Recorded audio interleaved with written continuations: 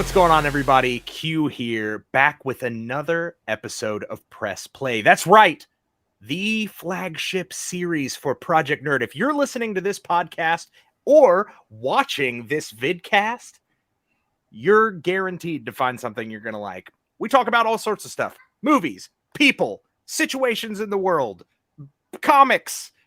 Those are about all the things that I can think of. This guarantees a big promise. Yeah. If you don't find something you like, we promise your money back. You didn't pay any money anyway, so you can keep your money. That's fine. Today is a very special episode, though, and I'm very excited to sit down and chat because we at Project Nerd, if you are a longtime listener, a longtime follower, or if you're brand new to the brand, we are hitting a momentous occasion right now. As a matter of fact, if you're watching this episode, it's happening. We are in the time period, but it is the 10th anniversary of Project Nerd. That's right, 10 years we have been doing this kind of stuff. We've been talking movies with you guys. We have been talking events with you guys. We have been doing comics with you guys. We have literally, there are so many things that Project Nerd has been a part of. We've been turning off air purifiers with you guys. That's what I just did. That's right. You helped us. Thank you. You know who you are for letting us know. But I do want to say, speaking of our special guest, we have the mastermind, the guy, the spring from which Project Nerd came forth. And I don't know if he needs an introduction. He's on about a bajillion different series on the network over the past 10 years. But just in case, I've got Iggy with me. What's happening?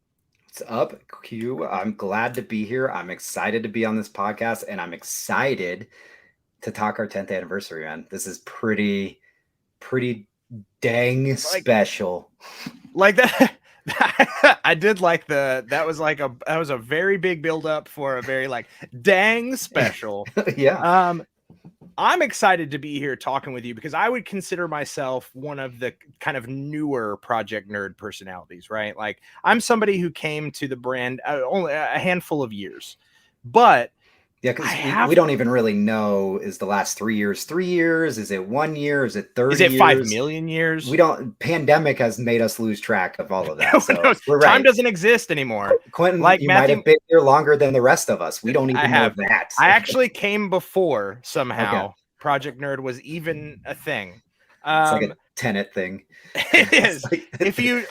You're going this way and I'm going this way. It's, but in all seriousness, I guess it blew my mind, not only when we first connected, but when I found out that the brand had been around for 10 years and 10 years of, various versions of what Project Nerd. And I would imagine, and I'm going to ask you, the Project Nerd of 10 years ago must look pretty different from the Project Nerd of today. God, it looks incredibly different. In every level. Well, one, I serve as most of the graphic design work on there. And where I've come in 10 years is, God, I look back at some of our early stuff. But yeah, we were just a blog in March 20th of 2012, right? That was just the first blog post went up, connected to a Project Blue, which was a Blu-ray review site that I contributed to. Nice.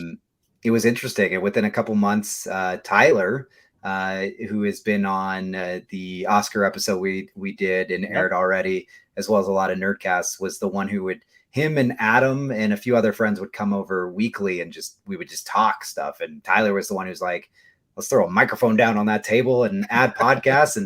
And then, don't like to give her credit for too many things, but my ex-wife was the one when we went to events was like, let's do it this way, and took her iPad we had and was like, I'm with Project Nerd. What time's your interview? And the celebrities were like, I guess 1 o'clock. And then that started, and it just steamrolled and built. And along the way, many amazing people, including yourself, have joined forces with us and added not only content, but added creative aspects and just contribute in ways that I think even ways people don't see when they just enjoy the brand. So it has definitely evolved in people, size, scope, what we're doing, to look and feel, everything really.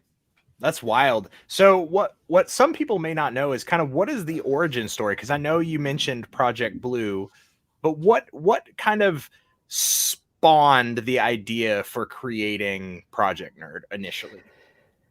The origin story is not that exciting. I mean, it is No murdered parents? No, not. This isn't a DC comic, unfortunately. No But radioactive animal bites? no, and I didn't get stuck in any kind of experiment either. But essentially, I was retail management, which you and I have talked about a lot because Yeah. our outside career paths have kind of been very similar as well. Yeah. And I was retail management, which you work crazy hours and holidays and stuff. And 2012 was significant because my daughter was born in 2010. So by time 2011 rolled around and she's a year old and my son starts kindergarten and I'm like, I can't do this holiday schedule anymore. So I found an office job and I was cold calling actually as an office job. And asked permission. I always ask permission for your day job. I was like, listen, I'm hitting my numbers. I'm setting new marks and everything. So obviously nothing to worry about. Do you mind if I just start typing a few blog posts along the way on my personal computer? Like not even. And they're like, yeah, I mean, as long as you're getting your stuff done. So I just had more time, and then Project Nerd maybe had less time, but see, it's how it works. That was kind of the origin story. So Project Nerd is often joked about as being my third child. And I guess the main reason it exists is because of my two children. I love that. I love that. Now, when you started originally, I know the vision for Project Nerd was something kind of totally different. Like you'd mentioned, it started out as just a blog, right? Just a place to put kind of nerdy thoughts and opinions and kind of interactions with the world. So we've touched on the fact that obviously now anybody who's tuned in to us knows that we have, a ton of amazing podcasts and we put out awesome video series and we're at a ton of live events every year. But what is one of kind of your favorite achievements along the way for Project Nerd over the past 10 years? Like what was one of those moments where you like paused and went, this is really awesome that we have now gotten to this point? There's various ones for various reasons, but you're right. Like not just Project Nerd. When you talk about it, look at the way we use the internet, we watch TV, we consume content has evolved massively over the last 10 years. And I think it'll evolve over the next 10 years.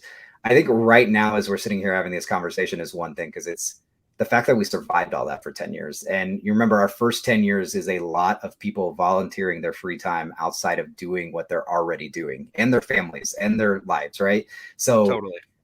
Mine too. Like I've gone through divorce. I'm getting remarried. I have two children who have grown up. Like there's a lot of things going on in my world too, that plenty of times we've either had to, reshape what we're doing, which you definitely know a big part of as of late, or I've honestly sat there at the end of the edge of the bed. Like I'm not doing this anymore. This is crazy, but it's too much fun. Like I said, we have families there we've got. Yeah, did you hear him? He's so excited. He's so excited for 10 years. I'm grooming him to be a Project Nerdite at some point. I gotta put him on the staff page now.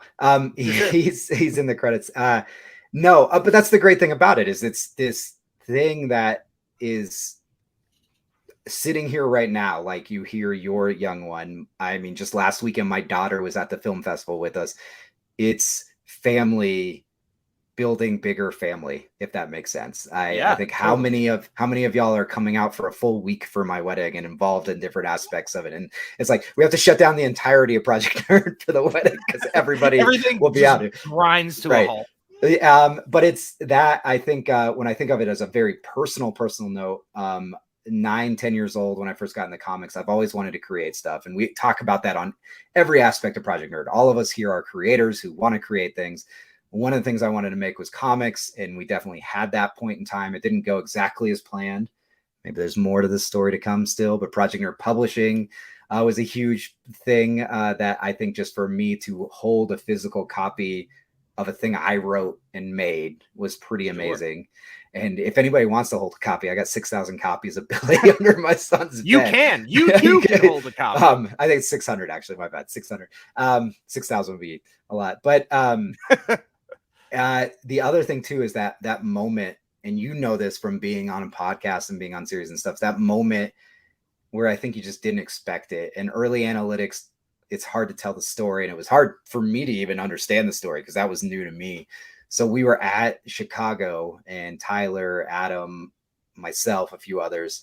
But Tyler and I recapped the story. No, actually, it was here in Denver. It was here in Denver was the first one. And we were near the exit. 2 or 3 years into the brand, and you just had these people that walked by and pointed at our signage as like, Project Nerd, love you guys, listen to you all the time, and just kept walking. And we're like, wait, somebody besides our moms listen to our podcast? Like, this is amazing.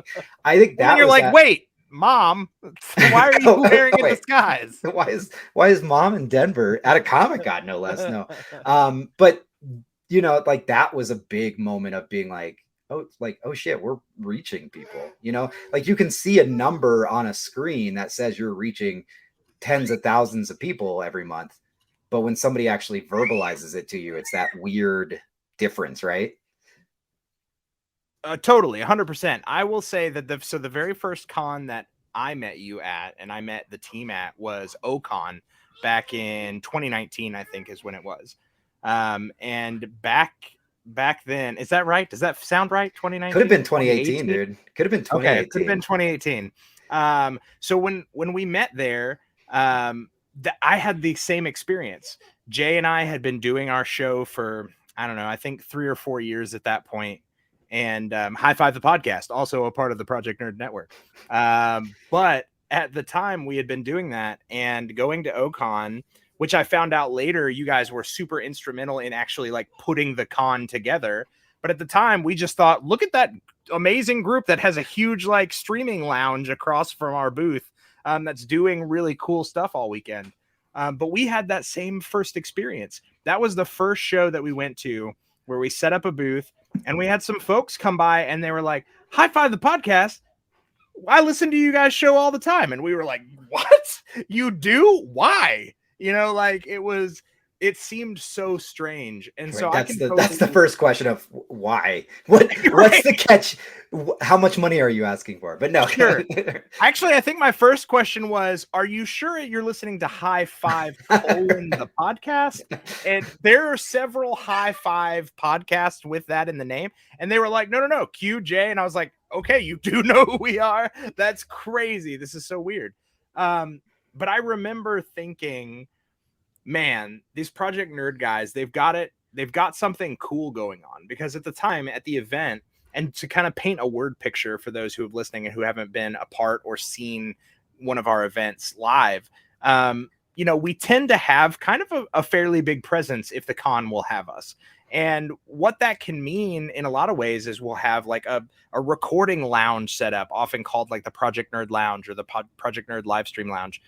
But at the time, I mean, there was just like chairs. People could come and sit and watch guests or con attendees come by and sit down with hosts from Project Nerd. You guys were recording shows live there, episodes of specific podcasts or series on the network. And that kind of stuff is so awesome. And I was just enamored by it. And I was like, I have to be a part of that. And here we are several years later, and I get to be, and it's awesome. Because I've had the most fun with Project Nerd that I've had in my entire life doing entertainment stuff. You know what I mean? Like, yeah, not only just getting to be a creative, because Project Nerd has created such an environment of collaboration. And I think that's a huge part of what makes Project Nerd special and unique, is it really is a collaborative environment. I don't think one series that has ever joined the network in the history of the series was told before they joined the network, we love your show, but before you join us, here's some notes that we need you to change, or some things like we want you to drop that host or change your title or whatever. Instead, it's been Project Nerd folks, you yourself, being passionate about other people's passions. You know what I mean? And I think that's awesome. I think so. I think I appreciate all those kind words, because to me, that's what I feel like. That's not just Project Nerd. That's the world I want to live in. I want to be surrounded by creative people creating things. We're all at our best when we're creating, whether it's something I personally like or not. And there's stuff on Project Nerd that I'm not crazy about. I'm not a huge anime fan. You can find tons of blog posts and anime costumes and anime interviews and stuff, right? And people love anime. And people love creating different aspects.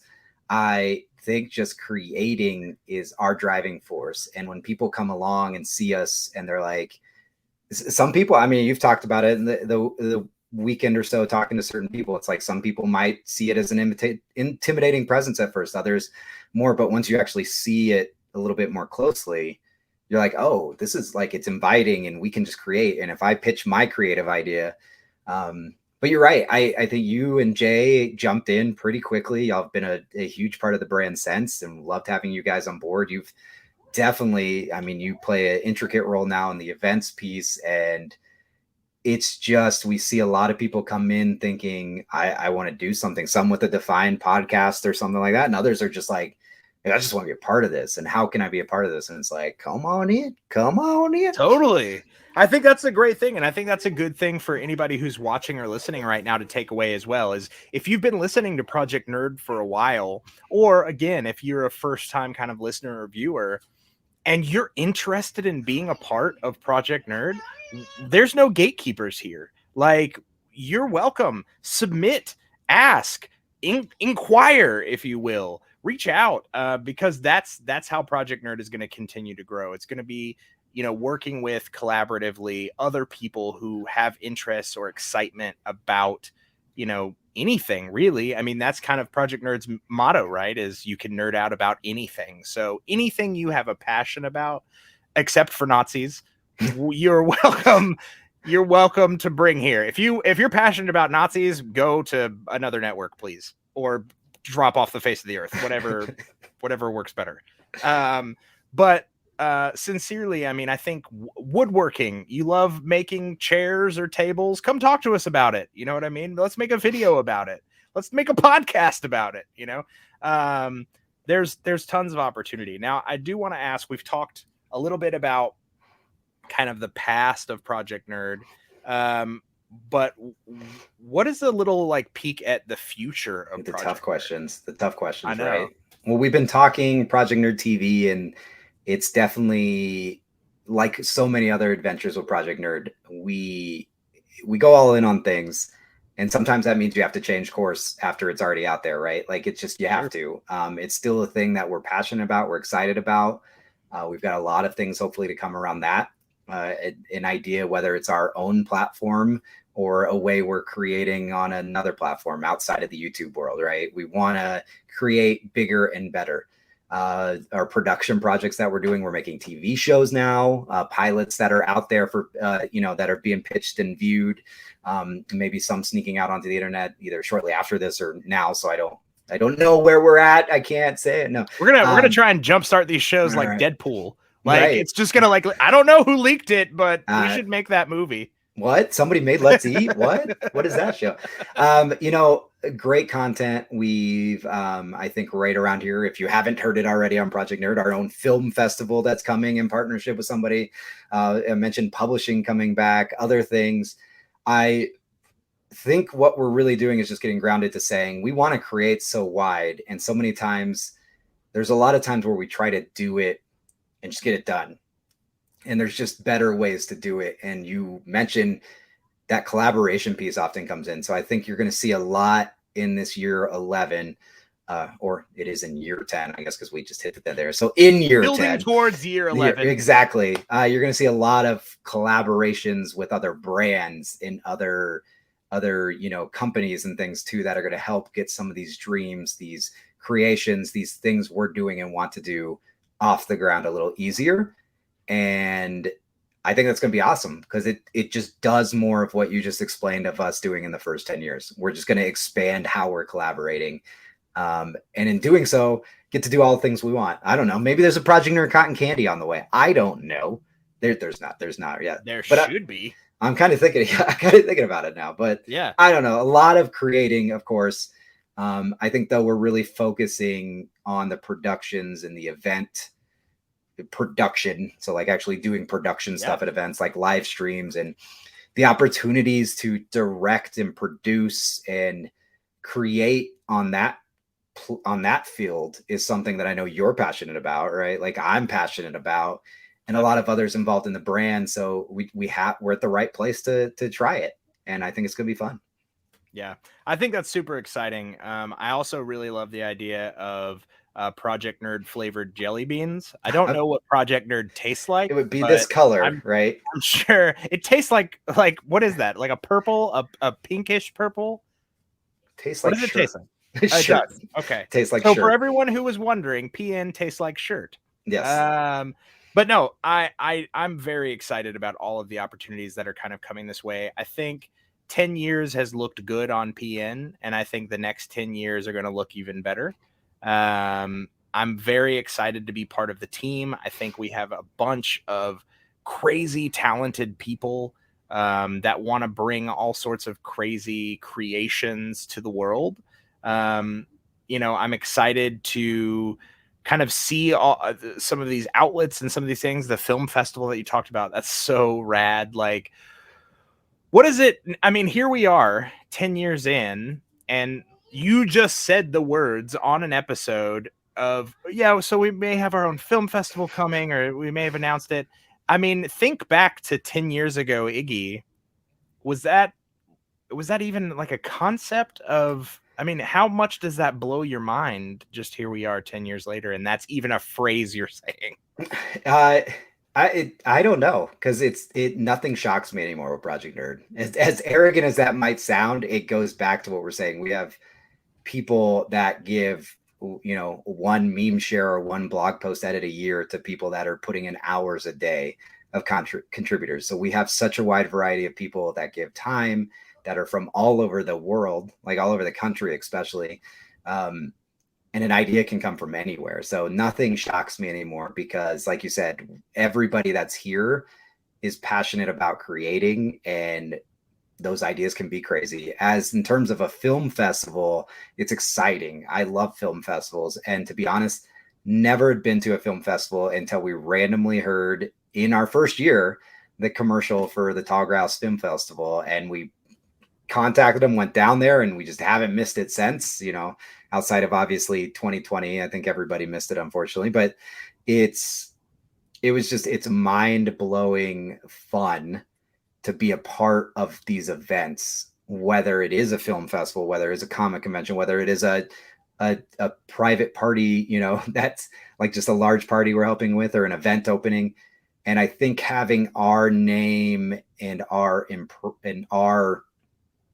sway impression, our ability to put our fingerprints on it, is going to make it pretty incredible and even more exciting than I can probably even imagine right now, I guess is the way to say it.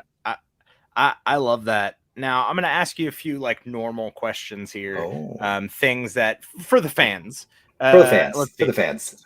Susie G writes it. No, okay. But one of the things I want to know, just from a fanboy perspective, is like, out of all the moments over the past 10 years, what was the most like starstruck you've been, or the most like situation, like person? It could be a person you've met, it could be an opportunity that you got to participate in, but what was the most like geeked out you've been over something? So I don't get starstruck very easily on a lot of things. Except when you met me, I remember it was just... I didn't want to bring it up. I was getting a little nervous just even thinking about it. But seriously, I think the most geeked out I've been is, there's one thing I like to do. I'm going to go this route first. One thing I like to do is when it is people, whether it's writers, celebrities, whoever it be that we interact with that another part of the team really likes, we like to give them a hard time. And Adam, I've brought up already before. He's been here pretty much the whole 10 years.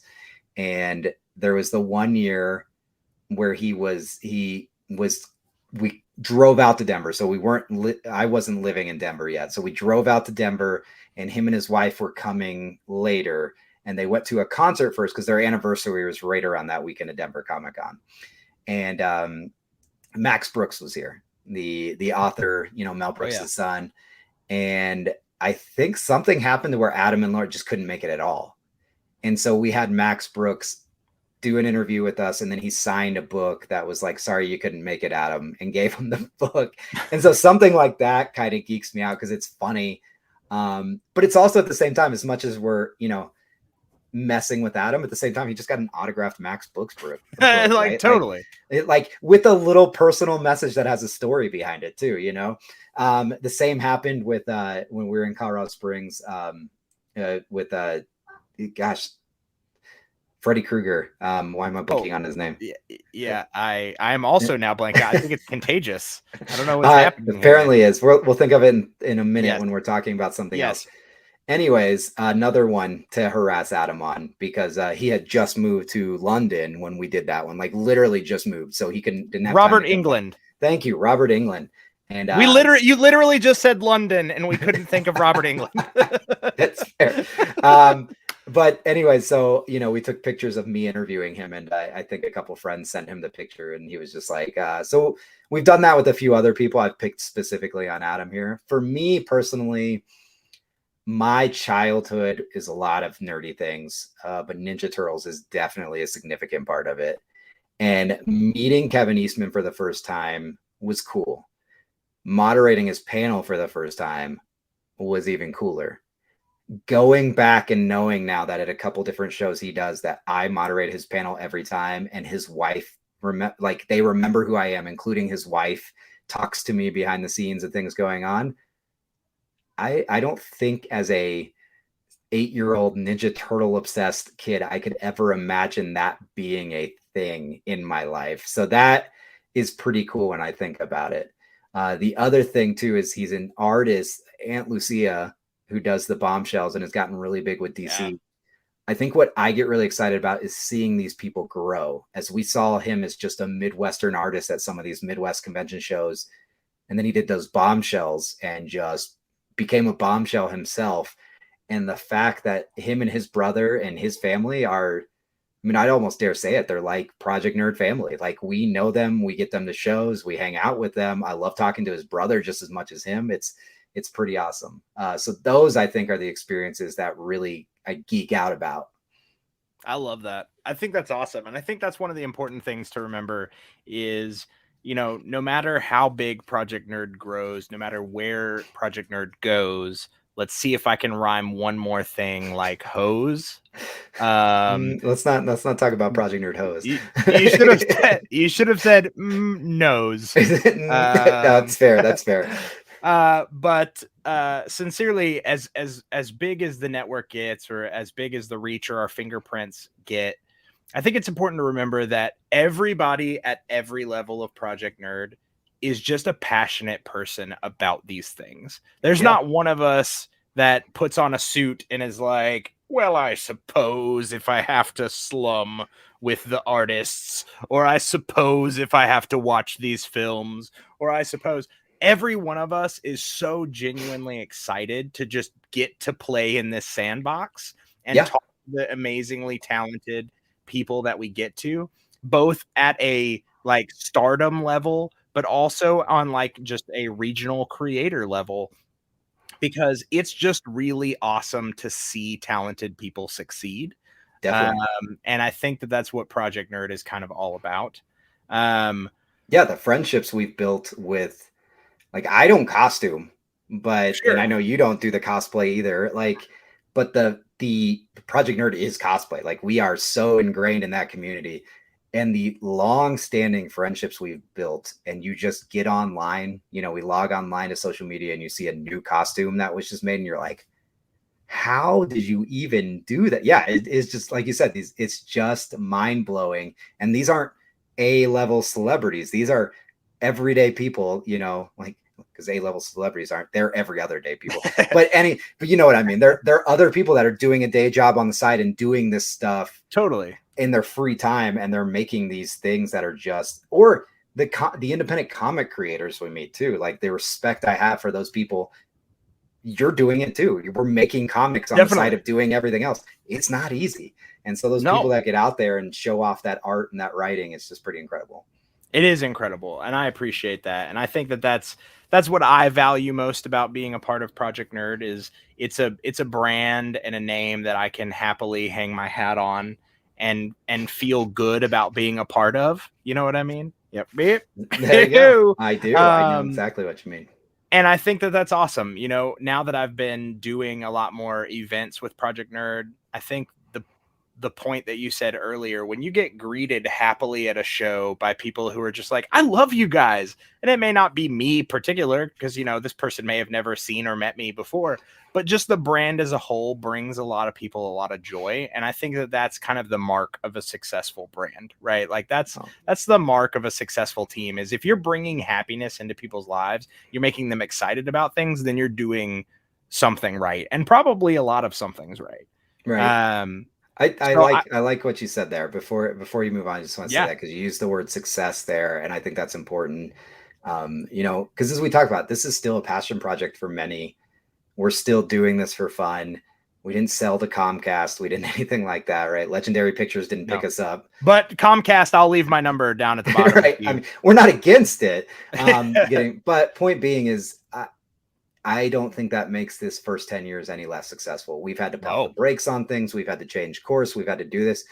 Everything we've wanted to do, not just you and I, everything anybody who's gotten involved with this brand, like you said, they've spoken up and wanted to do, whether it's meet somebody, be a part of an event, create a comic, make a podcast. We've done it, and we've done it well. Like, I think we've done it really well. And we have numbers that show it. We have traffic on the site that when we talk about people, they're like, oh, wow, you guys pull those kind of numbers. We have, I mean, award-winning improv people, you know, on podcasts, right? Like, we have stand-up comedians doing specials for us. We've done comics. I think 1 year alone, we raised over 80 grand on Kickstarter, just doing comic projects when our publishing was at its height. Like, your comics with a publisher, like, we've done these things and we do it well. And I think that to me defines success, but it also shows how passionate the entire team is. Yeah, I would agree with that. And I think that's actually a perfect segue into what will probably be one of my final couple questions here. And one will be, I do love a good segue. And I mean, I also like the ride, the vehicle of transport, but I also like a good. Have you ever been on one? I have to sidetrack you for a second. Have you ever actually ridden? I have. Have you? No, I've never actually been on one. Surprisingly. They're shockingly more stable than you would think. Really? Okay. See, my brain tells me, like, when I stood on it, was this should feel like I immediately want to like fall forward or flip backwards, but it doesn't. It's actually like kind of weird. Have you ever ridden a hoverboard? No. Like the kids do, like the cool, like unfortunately I haven't. I was afraid because I heard it can't go over water. Yes, that is true. It cannot. So it's very similar to that, like in that it kind of like it self-stabilizes. So once you get but yeah, I for a long time I wanted a Segway to just be my mode of transportation. Unfortunately, I remembered that I was poor, and that was not fair, and that was not a possibility. But one of the things I do want to ask, and that actually is also a good segue, is if you could put any pie in the sky dream out there right now, no matter how far-fetched or how big it would be for Project Nerd. Like if you could, you know, like some people put things on their vision board, or if you could will something into existence. My vision board. What would you say is something that you personally really want to see for Project Nerd, let's say in the next 10 years? Anything.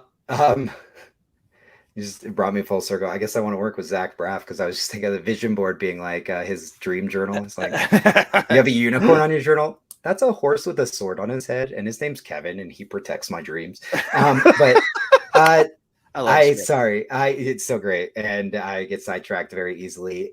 Your answer, or the answer to your question, can change depending on the conversation we're having, I guess, because if I have something that I think is a positive for what I'm able to do with Project Nerd, could also be something that holds me back a little bit, is I want to create everything. I don't want to just create this one thing. I want a podcast. I want to make a documentary. I want to create TV shows. I want to be on a TV show. I want to make comics. I've made comics. I want to write something for beyond a comics. I'd write a book. I want to, I would love time to blog again. I want to continue to expand our apparel line and design things, graphic design work like that. Just makes, that I want to be an editor on a project in terms of video editing, like as I try to grow that. So I think it really does kind of go where we're talking about in terms of what I would like for Project Nerd to accomplish over the next handful of years. That's a pie in the sky level as a brand. I think we're on the right path to make our own feature-length documentary. And I want it to be an impactful documentary. And we've talked about this in previous live streams and things like that. I want to make a documentary that says something important. And I think we can do that. I think we can do that. Yeah, I would agree. I totally think we can do that. I'm going to go ahead and throw out my personal pie in the sky. Yes, do. For Project Nerd. So what I would like to do is I would like to, and this is big and generic sounding, but I would like to kind of change the way that people think of media companies. When they that is impossible. That's actually, I like that. Even though it's vague, I like it. Yeah, it is vague, but I think the point is that I would like to, because I think Project Nerd has a real we have a history of disruption. I think we kind of disrupt the norm of things, that we disrupt. We don't try to ape a lot of things. Instead, we kind of carve our own path. Some people may have called it like being naive. Some people may have called it being green. I call it being successful. I think a lot of times having the courage to, I'll equate it to this. Here's a good analogy. I had a conversation. I got a really awesome opportunity to write a screenplay for a television series a couple years back.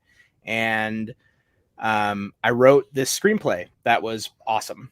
And I showed it to some people, and some people loved it. And the guy that I was writing it for gave me maybe the worst feedback ever. And I don't think for a minute that it was because it wasn't a good idea. It was because he was looking for something that had already been done, and I was doing something different. Yeah. His question was, he was like, have you ever read Save the Cat? And I was like, yeah, but first off, Save the Cat is for feature film, and this is a television series. But anyway, that's a whole nother conversation. But he was like, Save the Cat is what I want. And I was like, yeah, but somebody had to write Save the Cat. And that's what I want Project Nerd to do as a company. I want us to carve our own path. And I think by doing that, we can go beyond any of the dreams that we have for the brand or the company. We can embrace new ways of doing things. We can embrace new ways of putting things out. We can embrace new collaborative partnerships that have maybe never been kind of thought of or positioned before. So when I say that I want to do something different, when I want to kind of disrupt, when I want to change that landscape, that's what I mean. And I think Project Nerd is poised to do that in the next 10 years. If we kind of put focus and put fear aside and just go, hey, this should work because we want it to work, then I think that there's opportunities there. And I think that's what gets people excited. So I love it. I loved it. And a couple things. One, just to plug that I went to Hamilton yesterday. But in Hamilton, I've seen Hamilton before. And for some reason this time, humble brag. Got it. Right. That one wasn't meant to be, but it did come out. The first one was jokingly, yeah. Point being, in Hamilton, whether you've listened to it, watched it on an app, or actually seen it, the whole concept of Alexander Hamilton, at least in that telling of the story, is he is relentless. And because of that, he may not be better than certain other people. I mean, he even acknowledges in certain things Aaron Burr is better than him, but he continued to disrupt Aaron Burr's career because Aaron Burr played it safe and he did not. He went for it. And I think that was a takeaway for Project Nerd, again, that we do that. And sometimes I get worried and sometimes I get scared, and I have to remind myself we've been the most successful when we've just done it, when we've just gone out there and did. I brought up the whole, Tyler's like, let's just throw a microphone on the table. Let's just ask for the interviews. Like, when we've just done it, it's worked. And then I think something you said recently on another podcast that was pretty profound was comparing it to Steven Spielberg. Steven Spielberg doesn't reinvent genres. He elevates something that's there and makes it better. And I like to think that we've always kind of done that. Not to say other people don't do things as good as we in certain areas. There are some obviously amazing podcasts out there. There's some great podcasts that you may never even heard of, and some great ones from celebrities that are doing. I love listening to Kevin Smith and, Michael Rosenbaum's. But point being is that what you want is something we're already doing in containers. And I think you're right. I think once we break from those individual containers, it's going to be, I like it, disruptive. I like it in a positive way, way.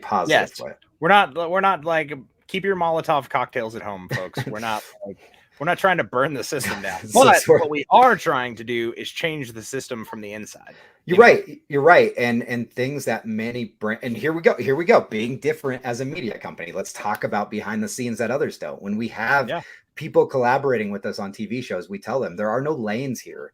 You're not offered this role, getting a share or being paid to just show up and do this one thing. If you see something that could be better, you're a part of this project, speak up. And that is what we tell the on-screen talent, to the producers, to the stuff we hand to the editor. Hey, this is what we envision, but you're an editor, better. Like, make it like, if you see something that even doesn't have to do with you editing, you're watching every piece of this. Like, tell us where we could be better. And that's just one small way that I think envisions what you were talking about, which I am totally on board for, is us shaking up what a media company looks like. Right. Yeah, I think I totally agree. I think that the response has been very unsurprisingly pleasant when we have told people that, and it makes unsurprisingly boring. No drama whatsoever. I think people have been very excited about that, because that's just not the way things are done. Like, people normally come in on a production and you're hired for a very specific thing, and that's it. And you're trying to create one person's vision. And while we may want to guide the visions, we know, because it's the entire way that Project Nerd has succeeded and gotten to the point that it's at now. We know that there are a million other people who all are talented in their own disciplines and ways that can provide to the overall whole of Project Nerd. And we don't want to have that hubris of going, well, my vision's the best. Instead, we want the best idea to win. You know what I mean? Like, whoever can bring to the table the best, most amazing thing. That doesn't mean, some people may be listening to that and be like, wow, so you make everything by committee? No, not so much. But what we do is we encourage, committee would show up. Exactly.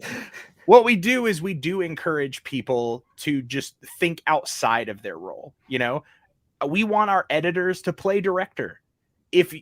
I think that offers people a level of ownership in a project that makes them care about it, that makes their work better.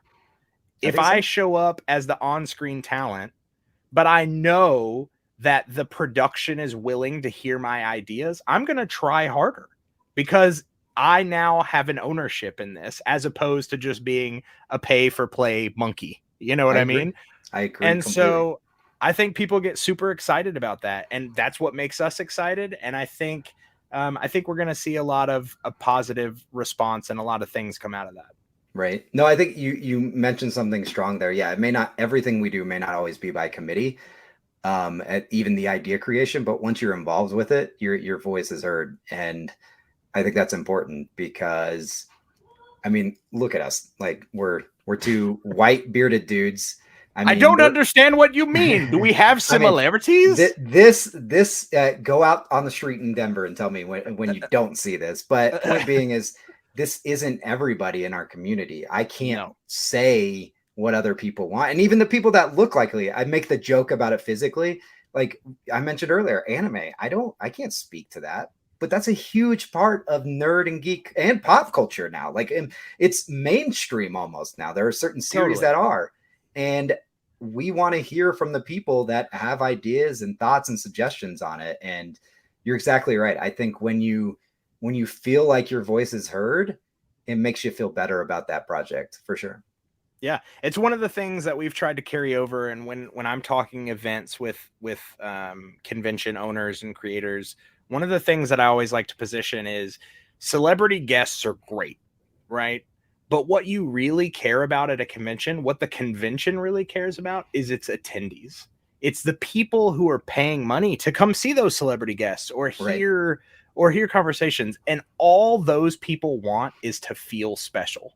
You know what I mean? Is to feel like a part of their favorite thing.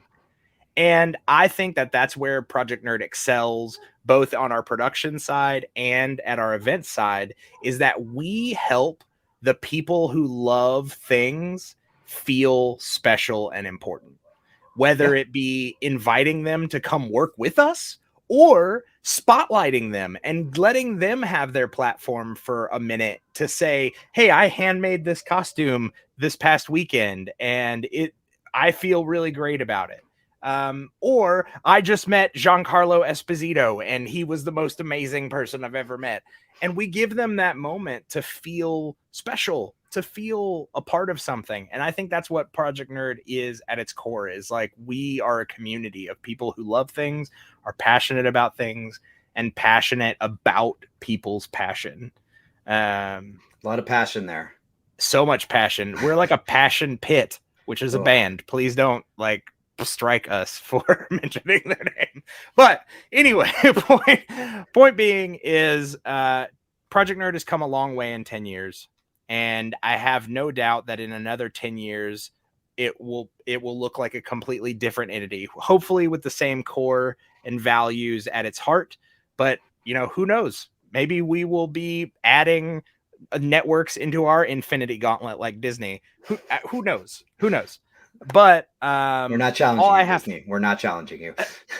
All I have to say is, in the most non-suck-up way possible, thank you, Iggy, for creating this environment that we can all have a part of, because it's a lot of fun. And it's, like I said it at the top of the show, and I'll say it again, it's been the most fun 3 or 4 years now that I've ever had, being both a fan and a creator. And it's been a rough couple of years in this world. It has. It has been. So that's saying a lot. Yeah, I flip it. I say thank you. I thank everybody. I know when it comes down to it on paper and the money and stuff like that, Project Nerd is, this is it. My face is linked to it, but it is over the 10 years, over 100 people probably. When you really, if I was to sit down and count everybody that's been involved. And I mentioned, whether it's a person that wrote like 4 or 5 blog posts for us, 7 years ago, or whether it's a person that contributes a meme here and there into a social media group, whether it's a person, Quenton, like you, that's putting in crazy amounts of man hours to help push us to the next level. Everything has happened based on all the people involved, even people that aren't involved anymore. It's just been a fantastic ride for me as well. The opportunities I've had, the people I've met, I can count the amount of friends I have here in Denver on one hand, because all of my friends are spread all over the country because of the convention circuit, right? Yeah. Like, it is, joking aside, it's given me friendships and relationships that will last for forever. Project Nerd was to we get in this podcast and I message you, we're done. Like, I don't want that to happen, but I wouldn't regret what we put into those 10 years, because everything I've experienced, everything I've gained about it, the relationships I've built, the friendships, the friends that I had from elsewhere that I pulled into it and introduced them to a world that just built further relationships. My fiance being involved with it now and embracing such pop culture things that she never had before. It's all, dare I say it, magical. It's magical, and it my boring life and I'm just made it to be, I can't imagine a world without Project Nerd. Yeah, same. I can't either. And here's to 10 more years of disrupting the norm in media companies. Cheers. I'm going to use my Porg mug. Cheers. Boop. I can't cheers water because it's bad luck. Don't sue us, Disney. But I will say, before we wrap up, if you guys have enjoyed this episode of Press Play, there is many, many more episodes to come. There's one episode before, but it contains 100% less navel gazing than you've listened to on this episode, which may or may not be a bad thing. 90% less, not 100%. Yeah, that's true. But there's tons more. So make sure you check it out here on the Project Nerd Podcast Network. If you're listening to the audio version, if you're watching us on YouTube, make sure you subscribe. You hit that little bell icon so you get reminded of all the amazing videos that come your way from the Project Nerd Network. And if you're viewing it on the website, which you're welcome to do as well, then you're probably at project-nerd.com, and go ahead and favorite it, add it to your little bookmark browser tab thing. If that's not the website you're on, let us know so we can follow up. So with the we website can get litigious. Yes. But we appreciate you. 10 years would not have been possible without the people who listen and view these series, and the next 10 years will be equally as dependent on you. So we ask that, again, you continue listening, you continue interacting, you continue doing these things, but even more so, if you've ever thought to yourself, hey, I want to be a part of that, well, now is the time. If not now, then when? Go ahead and reach out to us. Let's participate. Become part of the Project Nerd family. Join us, if you will. Iggy, any final thoughts before we wrap up? No, I've enjoyed this. I appreciate you, Quenton. I appreciate the team. I appreciate all the fans out there. It still confuses. We made the joke earlier about when you met the first people that were kind of verbally, telling us at shows. It still confuses me when I look at numbers that we are so adored. Once I think about it longer, it doesn't confuse me as much because, again, we talk about all the amazing people that are creating content here. It's humbling to think, or is it not humbling? Maybe it's the opposite of humbling. Maybe it's ego building. I don't know, but it's great. And I just appreciate the people. I can't wait. I know we dropped a few hints and bombs here, but obviously, like I said, pay attention to our whole coverage and slate of content all through March, because we have tons of announcements and we'll always have more announcements to come. But yeah, I'm excited to keep creating. I love it. Same here. Let's do it. And folks, I'm going to leave you with one last question to ponder. Just like I asked those first people who told me that they were fans of the series, I'm going to ask you the same question. Why? Why are you watching Project Nerd? Now Don't ask it such a way like that. now you can press stop.